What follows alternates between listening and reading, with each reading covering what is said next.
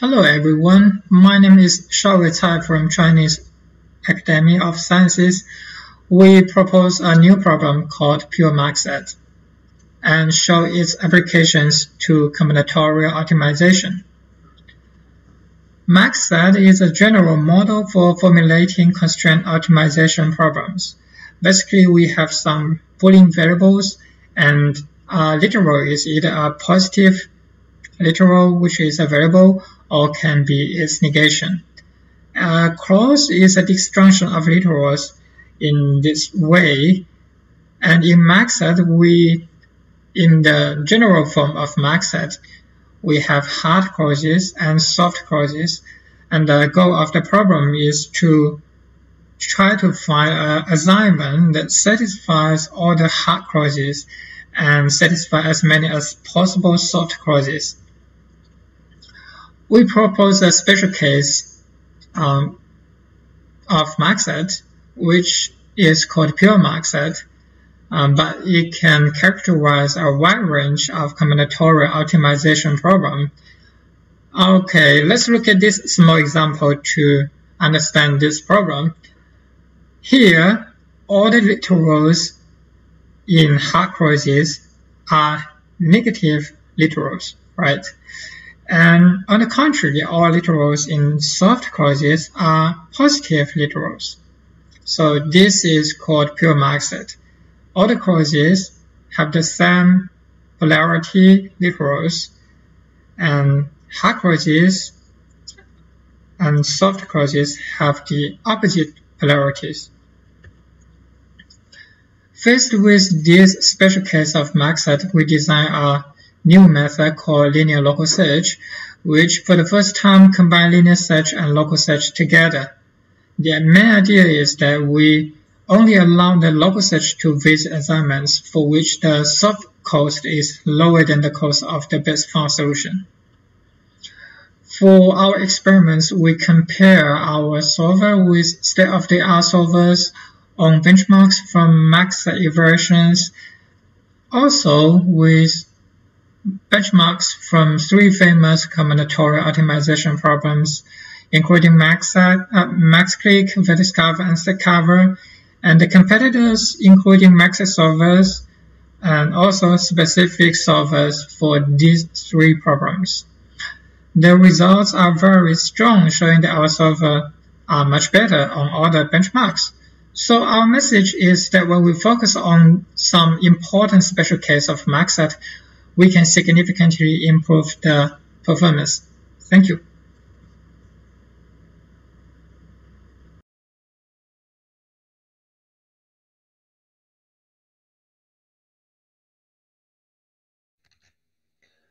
Welcome to this video on watched propagation for 0-1 integer linear constraints.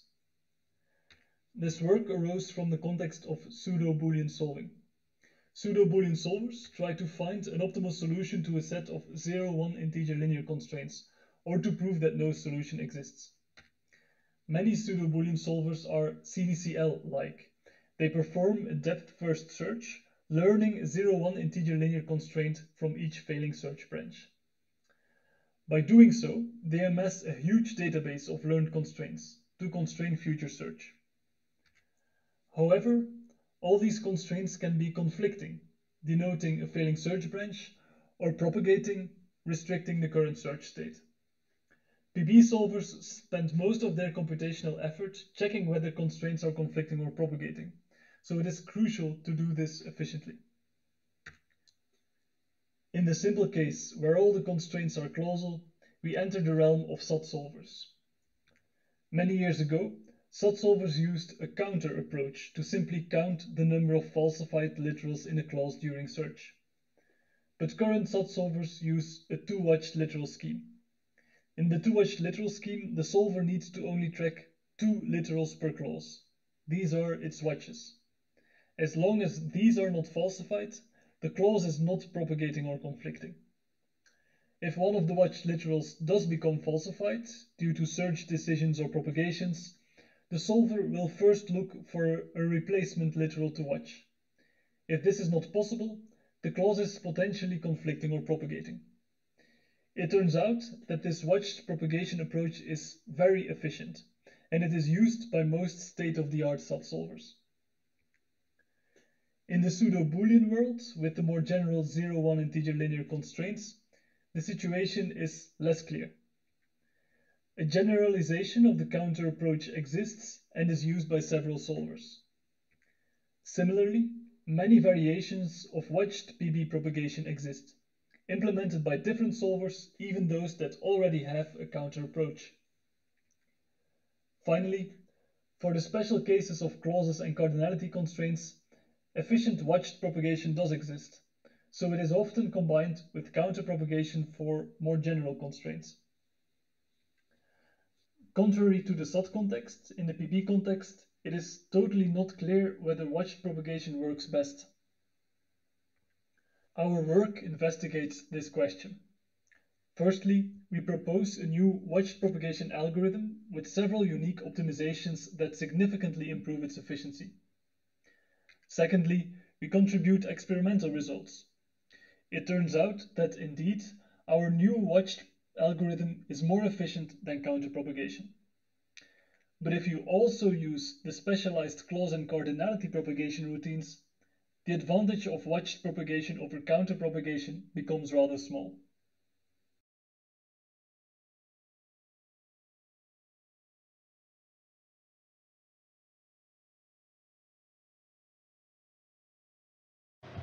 Hi, in this talk, we'd like to present our work, a faster exact algorithm to count X3 set solutions.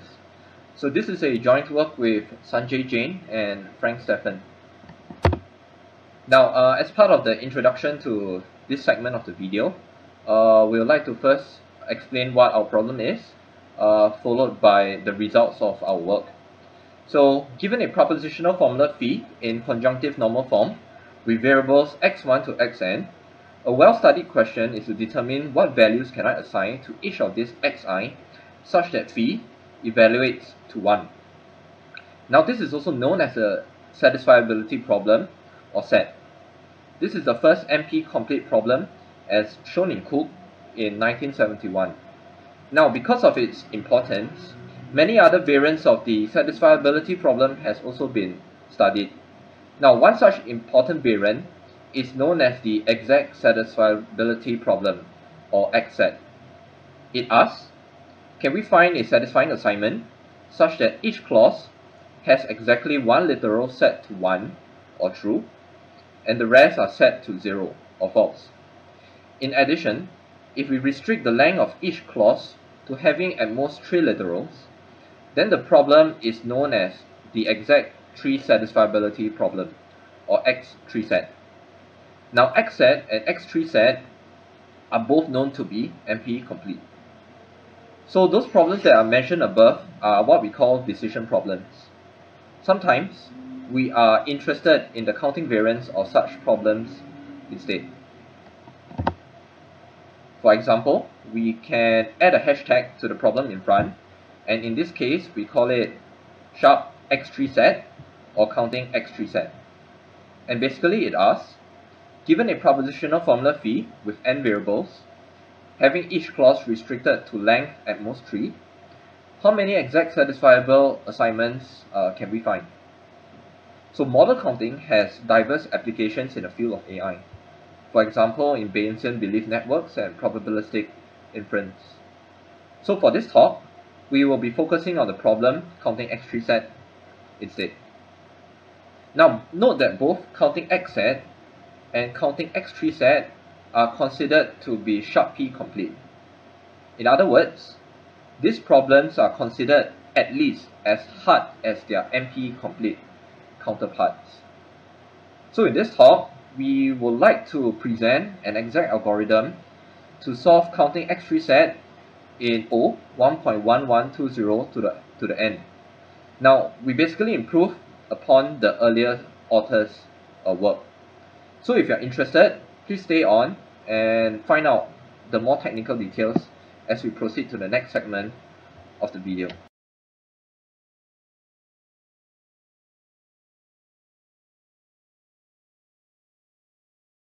Hi everyone, my name is Jaroslav Bendík. I'm from Masaryk University in Czech Republic, and I would like to present a joint work with my supervisor, Ivana Cherná. We focus on enumeration of something called minimal unsatisfiable subsets. The input is a set of Boolean clauses, or equivalently a Boolean formula in CNF. So for example, assume that we are given these four clauses. You can see that the first two clauses contradict each other, therefore the formula is unsatisfiable. If you are given an unsatisfiable Boolean formula, you often want to somehow analyze the unsatisfiability. You want to identify the sources of the unsatisfiability. So how can we do that? Well, we can draw the buffer set. Then we can somehow determine which subsets are unsatisfiable and which are not, like this. And then we can see that there are two sources of the unsatisfiability, these two. The sources are called minimal unsatisfiable subsets. Formally, a set of clauses is a minimal unsatisfiable subset, shortly MUS, if it is unsatisfiable and every of its proper subsets are satisfiable. Minimal unsatisfiable subsets found applications in many areas of computer science, such as formal equivalence checking, model checking, or Boolean model counting. The goal is usually either to identify a single minimal unsatisfiable subset or to identify or enumerate all the minimal unsatisfiable subsets. In this talk, we focus on the MUS enumeration. Let me first describe a naive approach. Assuming that we are given a set of four Boolean clauses that constitute this power set. A naive approach would be to check individual subsets for satisfiability, like this, and once we check every subset for satisfiability, we can simply select the minimal unsatisfiable subsets. So let me now analyze this approach. There are several problems.